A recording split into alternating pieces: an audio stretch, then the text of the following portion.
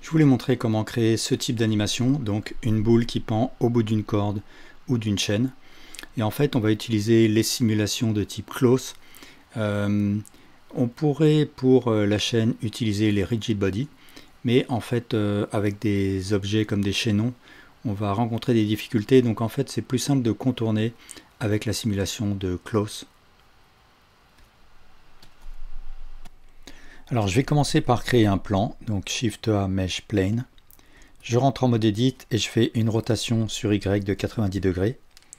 Et ensuite je vais faire un scale sur Y, un scale sur Z. Et avec un CTRL R, je vais créer des subdivisions. Donc avec le plus ou moins du pavé numérique, j'augmente ou je réduis la quantité de subdivisions. Ou j'utilise la molette. Et cet objet, je vais presser F2 et je vais l'appeler target par exemple. Et ensuite je vais créer un nouvel objet qui va être un cylindre et je vais lui attribuer 8 vertices. Je rentre en mode Edit, je fais un scale de manière à ce que sa largeur soit inférieure à celle du premier plan, et puis je vais faire un scale sur Z. Voilà, mon objet est un petit peu plus petit que le premier plan. Ensuite avec CTRL R, je vais créer des loop cuts. Je vais le déplacer un petit peu comme ça. Alors, mon objet, mon premier plan là, je vais aller dans Object et sous Viewport Display, je vais choisir un affichage de type Wire. Et mon cylindre, je le sélectionne, je vais dans Modifiers et là, je vais choisir un modifieur de type Surface Deform. Et je vais désigner le premier plan comme le target de mon surface déforme. Donc le surface déforme, en fait, il va déformer l'objet qui a le modifieur en fonction des déformations que je donnerai à l'objet target. Donc une fois que j'ai choisi l'objet target, il faut que je clique sur Bind, de manière à ce que le lien se fasse entre les vertices de mon objet et les vertices du target. Et maintenant, si je déforme cet objet, ben ça va déformer l'objet qui lui est lié par le modifieur. Donc tout simplement ce que je vais faire, c'est, alors ce qu'il faut d'abord que je fasse, c'est que je sélectionne ces deux vertices en haut de mon plan et avec un CTRL G, je les assigne à un groupe, un vertex group. Et là, si j'ouvre le panneau Object Data, je vois qu'il y a un groupe en effet qui vient de se créer et je vais changer son nom, je vais l'appeler Pin. Et mon objet, je vais aller dans les physiques, ici le panneau des physiques, et je vais lui attribuer une simulation de type close, donc vêtements. Et je vais laisser les paramètres tels quels. Je vais juste descendre et là sous Shape, je vais déterminer que le Pin Group, ça va être le groupe que je viens de créer qui s'appelle Pin. Et donc là, si j'ouvre la timeline et que je lance l'animation, eh bien rien ne va se passer parce que c'est comme si mon tissu était suspendu par des pinces à linge par son pin group et donc il ne bouge pas pour l'instant. Et donc ce que je vais faire, c'est tout simplement créer un force field wind par exemple. Je lui fais faire une rotation sur Y de 90 degrés ou plutôt de moins 90, donc là je vais faire RZ 180. Je vais le décaler un petit peu. Donc là, la position du vent de l'objet wind importe peu, hein. C'est comme le sun dans les lumières, sa position importe peu, ça va être son orientation qui va compter. Donc je garde sélectionné le wind et je vais dans le panneau des physiques et ici je vais lui attribuer une force. Alors je vais faire un essai, je vais mettre par exemple 30 et on va voir ce que ça va donner. Donc voilà, là ça va pousser mon objet target. Alors ce que je vais faire, c'est que je vais animer la force de l'objet wind de manière à créer un courant dans un sens et dans l'autre. Alors ici j'ai ouvert une fenêtre de type timeline, donc Shift F12 pour avoir la timeline ou le dope sheet. Je vais même me mettre en dope sheet en mode Action Editor. Je vais créer une première image clé à la frame 0 sur la valeur strength. Je vais presser sur I et par exemple à la frame 40, je vais créer un mouvement contraire, donc je vais mettre par exemple moins 30, et je presse sur I, et du coup ça va passer de 30 à moins 30. Alors il faudrait peut-être que ça passe par 0. Je vais presser sur I là, et je vais mettre mon curseur ici, je vais faire un scale. Voilà, là ça crée un... Alors peut-être que le haut n'est pas assez rigide. Donc ce que je vais faire, c'est que je vais sélectionner les deux vertices suivants là. Je vais aussi les assigner au vertex group qui s'appelle pin. Je vais... Ah ouais, c'est parce qu'en fait les vertices du haut de ma corde subissent le déplacement de ces vertices là. Donc je vais aussi les attribuer au vertex group. Donc soit je vais dans Object Data et je fais Assign, ou bien je peux faire CTRL G, Assign to Active Group. Donc ça va les assigner au groupe qui est sélectionné dans la liste là. Donc là maintenant, le haut devrait rester plus... voilà, devrait rester plus rigide. Alors là, il y a une mauvaise déformation au tout début. Donc ce que je vais faire tout simplement, c'est sélectionner ces troisième vertices et je vais les assigner à 50 avec un weight, un poids de 50, de 0,5 plutôt, à mon groupe.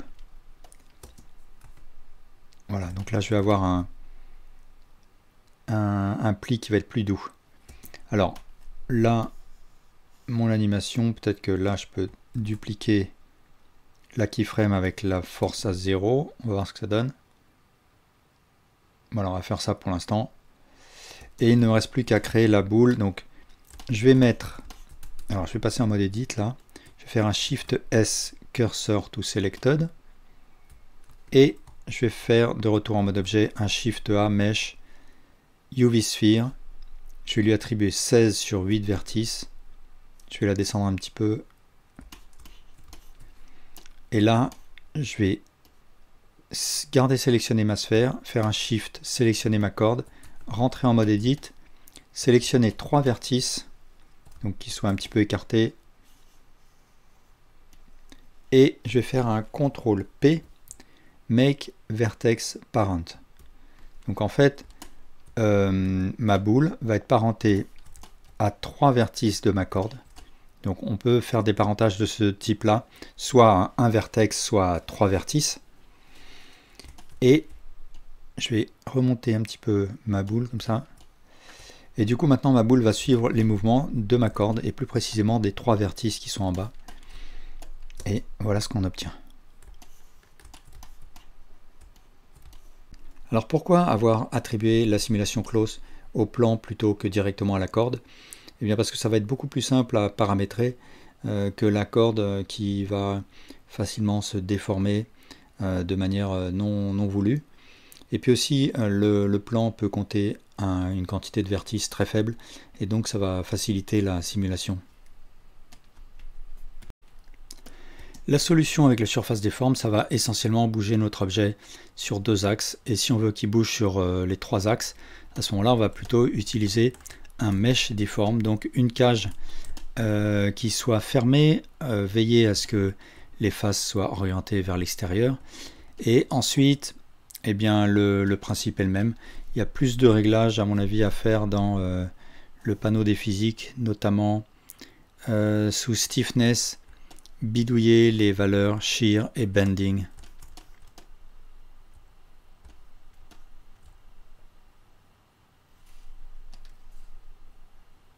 Alors maintenant, si je veux faire l'équivalent mais avec une chaîne, je pourrais utiliser les rigid body, mais c'est toujours un peu buggé et parfois on y arrive, mais souvent il reste des bugs. Alors ce que je vais faire, c'est utiliser la simulation close que j'ai créée, et en fait les chaînons vont suivre cette simulation. Mais bien sûr ça va être un tout petit peu plus compliqué que ça, parce que bien sûr mes anneaux ne peuvent pas se tordre comme ma corde, donc je dois trouver une autre méthode. Alors pour l'instant je vais mettre tous mes objets en pressant M dans une nouvelle collection. Donc je vais l'appeler par exemple corde. Et cette collection corde, je vais faire un clic droit dessus et faire Duplicate Collection. Et je me retrouve avec corde.001 je vais l'appeler chaîne. Et dans cette collection, je vais supprimer ma corde et ma boule. Je presse X. Je me retrouve donc avec mon plan d'origine et le force field wind. Et ce plan, je vais tout simplement... Alors, il faudrait que je rajoute un étage. Je vais faire un léger scale sur Y. Je vais rajouter ici un edge loop central. Je vais mettre en sélection de vertices là. Je vais sélectionner tous les vertices en bas là, les vertices de deux faces. Je vais activer Auto Merge. Je vais faire un snap to vertex. Je vais faire Shift D Z pour dupliquer ces faces et G et puis CTRL pour snapper. Et là du coup ça fusionne les vertices entre eux. Voilà, je me retrouve avec un edge supplémentaire. Et ce que je vais commencer par faire, c'est créer une série d'empty qui vont suivre la déformation de mon close.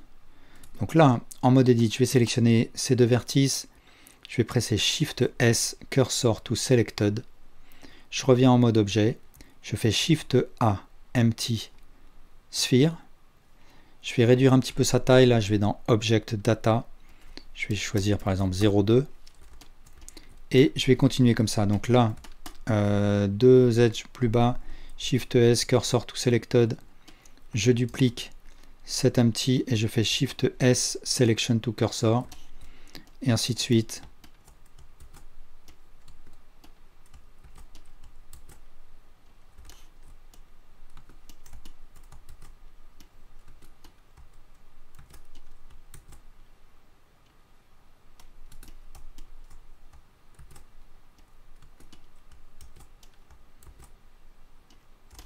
Voilà, je me retrouve donc avec 5 empty. Et ces empty, je vais les parenter au vertice là. Donc, je sélectionne un empty, je fais Shift, je sélectionne le plan. Je fais Tab pour rentrer en mode Edit. Je sélectionne 3 vertices et je fais CTRL P, Make Vertex Parent. Et ça, je vais le faire pour tous les autres.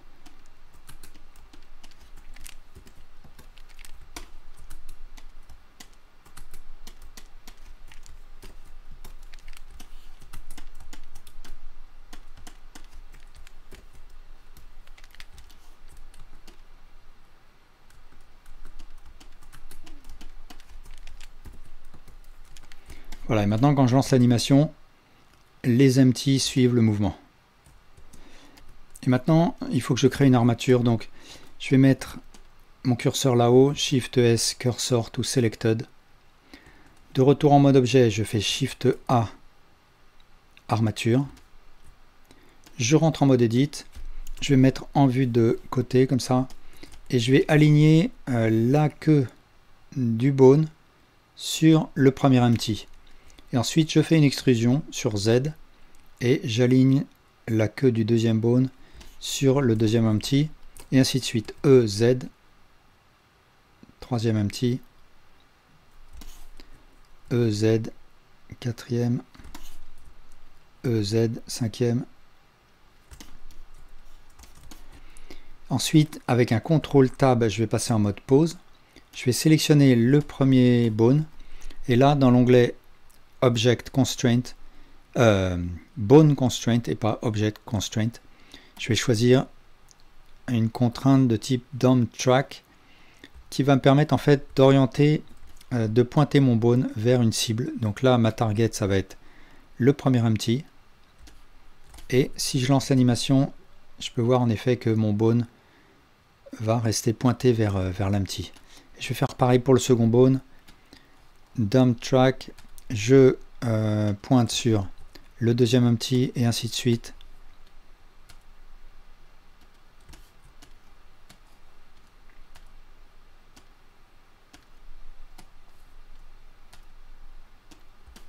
Et voilà. Et maintenant, si je lance l'animation, mon armature va suivre le mouvement.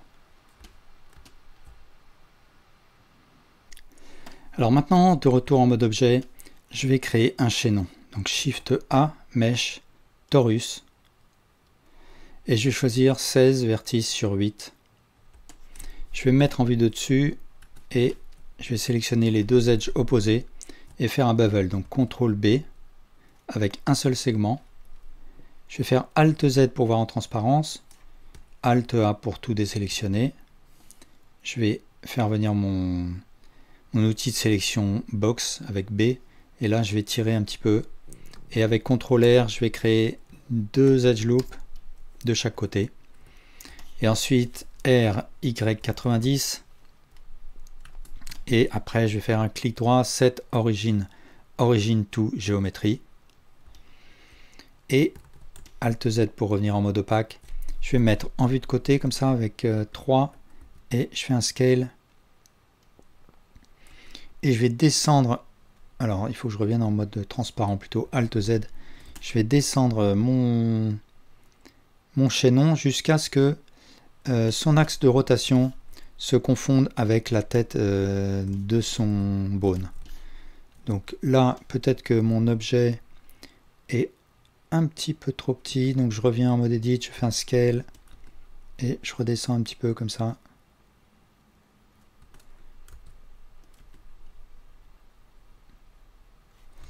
Voilà, et puis je vais faire une duplication. Là, il faut que la queue soit à peu près là, donc au-dessus de la surface de mon chaînon. Je vais faire une duplication, donc Shift D Z, une rotation sur Z de 90 degrés. Si je me mets en vue de face comme ça, alors il faut que je les décale tous les deux. Je peux voir que mon deuxième chaînon, de la même manière, il faut que il soit aligné sur la queue ou la tête du suivant. Donc je vais un petit peu baisser comme ça. Donc là ça me paraît bien. Je vais me mettre en vue de côté à nouveau. Je vais faire un Shift D Z. Et là je fais attention à ce que ce soit bien aligné avec le suivant. G Z.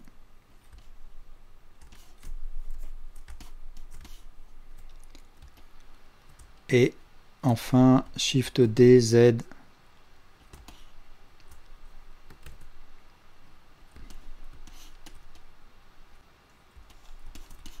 Je peux supprimer ce chaînon en fait. Je sélectionne celui-là, je rentre en mode edit. Je vais placer mon curseur avec un Shift S en bas du chaînon. Et là je vais faire un Shift A UV Sphere. Je vais choisir une sphère qui va faire 16 vertices sur 8. Et je vais descendre un petit peu sur Z. Je vais faire Alt Z pour voir en mode opaque. Et je me retrouve avec ça. Et maintenant, ce qu'il faut, c'est que je parente les chaînons aux bones. Donc c'est un simple parentage à des bones, comme si les bones étaient des objets. Donc je sélectionne le chaînon, je fais un Shift, je sélectionne l'armature. Avec CTRL Tab, je passe en mode pause. Je sélectionne le bone. Et je fais CTRL P, Set Parent to Bone. Donc là, c'est vraiment un parentage tout simple, sans modifieur. Et si je vais dans le panneau Object, je peux voir sous Relations, je peux voir que le bone est parenté, le chaînon est parenté au bone de l'armature. Et là, je vais faire pareil pour les autres. Donc je sélectionne le deuxième chaînon, je fais Shift, je sélectionne l'armature, je passe en mode pause avec CTRL Tab, je sélectionne le deuxième bone, et je fais CTRL P, Set Parent to Bone, et ainsi de suite.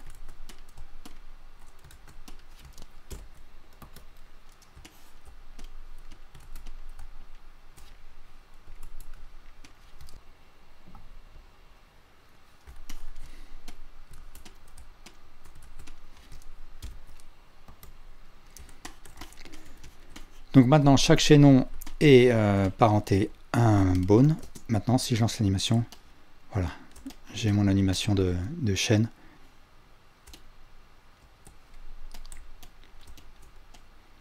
Et je peux peut-être légèrement épaissir mes chaînons. Donc, je vais tous les sélectionner, rentrer en mode edit, faire Shift L pour désélectionner la boule, L pour sélectionner ce chaînon-là, et faire Alt S pour gonfler un petit peu.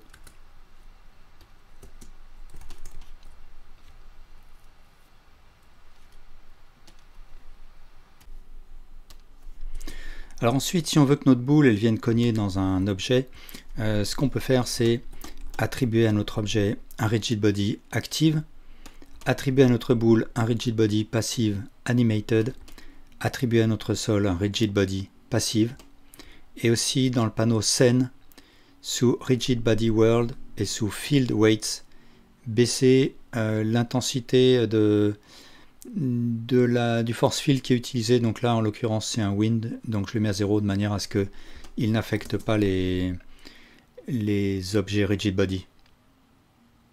Voilà, et bien merci beaucoup pour votre attention.